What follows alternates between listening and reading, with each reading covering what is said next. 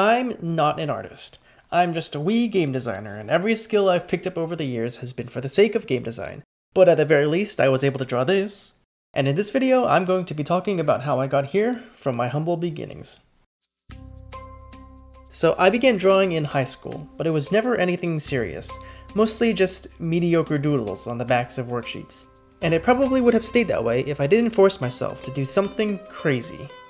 As I've mentioned before, I used to design custom maps using Age of Mythology, and in 2020 I had the absolutely stupid idea of designing a custom map and telling the story using hand-drawn comics. Now, this is stupid because I've never drawn this seriously before. I was going from doodles to fully colored webcomics. Even a single panel was beyond anything I'd done before. I didn't even know if I could consistently draw the same character more than once. But I dove right in and actually managed to do it, and along the way I learned a whole bunch of useful skills that I could now use in my real game that I'm making. Let's go down the list. First of all, I use guidelines. Apparently this is looked down upon in the artist community, but I don't really see why. They're a great and important step for setting up the pose of my characters. I learned how to draw these guidelines by watching YouTube tutorials at first. They all explain it way better than me, but the gist of it is to use simple shapes to arrange your body parts and put things in perspective. Once I was able to do that properly, I had to learn how to draw good poses, and this was mostly self-taught. Since the guidelines break the characters down into simple geometric shapes like cylinders and boxes, I'm able to figure out the pose in perspective using these simple shapes before drawing in finer details. I would also oftentimes look at poses from anime and other artists and essentially reverse engineer the guidelines of that pose to understand how it was drawn so dynamically.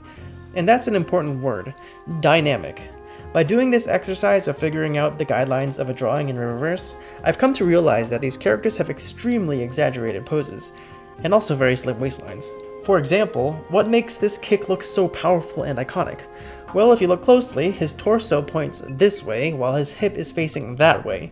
There's a natural turning motion here that extends further down the leg and conveys this incredible force to the pose. I also learned to flip my drawings constantly. This allowed me to see completely new flaws in the artwork that I haven't seen before because as I'm drawing something I get really focused and accustomed to the way it looks. But when you flip a drawing, your brain reevaluates it as a completely new drawing and you can oftentimes see glaring mistakes. I flip my drawings so much nowadays that I often forget which was the original orientation, and that's good because that means I've caught all the mistakes that I could catch. The next thing I learned was how to draw hands, and oh boy, these are the ultimate test for many artists, and I am no exception. I mean, I'm not an artist, but you get the idea. I learned how to draw the hand by breaking it down into the palm, the triangle that holds the thumb, and then the 5 fingers. This served me well, but it took me a long time before I figured out a good way to organize the fingers. I learned this nifty trick of drawing these guiding lines that run through the joints of the fingers in order to figure out which direction they go, kind of like a very flexible mitten. Learning to draw the hand goes hand in hand with learning how to draw the arm. This was another important lesson that I learned. When figuring out where to put the arm, you should actually draw the hand first. It's simply human nature. And what do I mean by that? Well, let's say you want to pick up something from your desk. You just reach your hand out and grab it. But you're not thinking about how to bend your shoulder and elbow in order to move your hand to the right position. No, your hand just goes, I want to go there, and then the arm naturally moves it there. That's the main purpose of an arm, after all.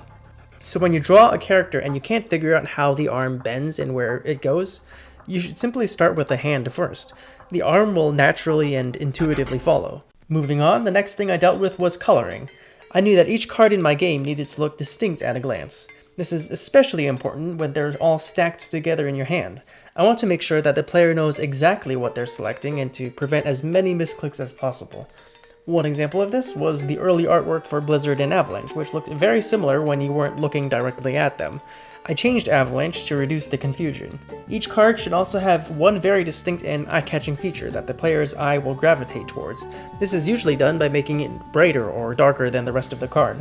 For example, since Sonata's outfit is mostly black, I made him stick out from backgrounds by making most of them brighter than normal. And finally, probably the most important thing I learned was, don't be afraid to start over from scratch. A lot of artists, when they draw something they're proud of for the very first time, gain this fear. They're afraid that they won't be able to reach that level of quality in their art ever again, so they take this thing they drew and sign it and frame it and put it up on a wall, and they never try to draw it again. And that fear holds them back. I had this fear too, but I killed it. I murdered it in cold blood. I regularly delete an entire pose that I've been working on if it just doesn't look right.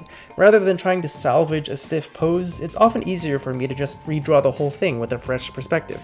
And it also reinforces my confidence every time. I did it before, so I can do it again, and this applies to anything that anyone draws.